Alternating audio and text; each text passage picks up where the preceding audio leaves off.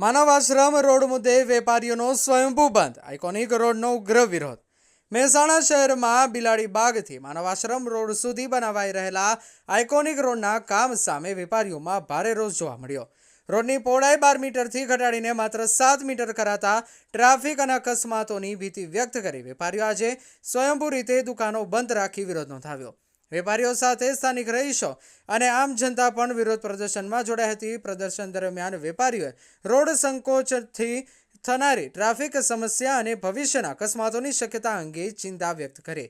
આ મામલે સ્થળ પર પહોંચેલા મ્યુનિસિપલ કમિશનર ખટાલે વેપારીઓને આશ્વાસન આપ્યું છે કે જો રોડ સાંકડો બન્યા બાદ ગંભીર સમસ્યા સર્જાશે તો યોગ્ય નિવારણ લાવવામાં આવશે। રિપોર્ટર ચેતન પટેલ, મહેસાણા। આજે જે આપણા આઇકોનિક રોડની કામગીરી ચાલુ છે એમાં ત્યાંના સ્થાનિક લોકોની થોડી ઘણી રજૂઆતો હતી કે આપણે જે નંબર ઓફ કટ્સ ઓછા કરી રહ્યા છે અથવા પાર્કિંગ માટે શું પ્રોવિઝન આપવાના છે એ બાબતે ચર્ચા હતી। અને ઘણા કોમ્પ્લેક્સીસમાં હજી અંડરગ્રાઉન્ડ જે પાર્કિંગ આપેલું છે એ ખુલ્લું નથી થયેલું, એ બાબતે પણ રજૂઆત હતી। આ બધી વસ્તુ અમે નોટ ડાઉન કરી છે અને એમાં દરેકમાં એમને હકારાત્મક સોલ્યુશન આવશે એવું આશ્વાસન આપ્યું છે। ટૂંક સમયમાં આપણે આ બધી એમના જે સજેશન છે એને ધ્યાનમાં રાખીને ગ્રાઉન્ડમાં એનું ઇમ્પ્લિમેન્ટેશન કરશું।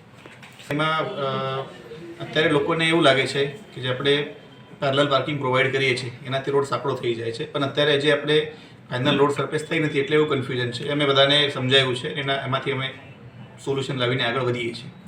Okay sir.